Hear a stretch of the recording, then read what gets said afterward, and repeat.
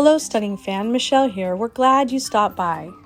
It's almost St. Patrick's Day and I wanted some 4-leaf clovers to add a pop of St. Patrick's Day vibe to my current mantle decorations. So using materials on hand, I made these paper clovers. First, I cut out 4 green hearts per clover using a 1.5-inch heart-shaped paper punch. Next, I mixed some red acrylic paint with a tiny bit of black acrylic paint to create a dark purple color. This I used to shade the center of the clovers by simply brushing the pointed tips of each heart. Once the painted tips were dry, I separated the hearts into stacks of 4 and then I folded them in half to give them a crease.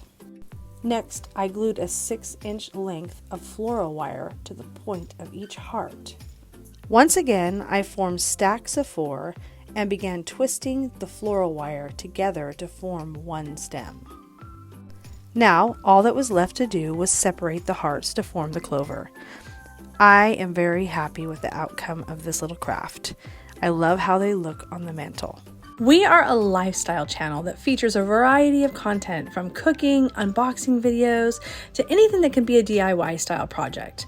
And we would really love it if you would like and subscribe and hit the bell so you can be notified the next time that we decide to share one of our projects. Again, thanks for stopping by and have an amazing day.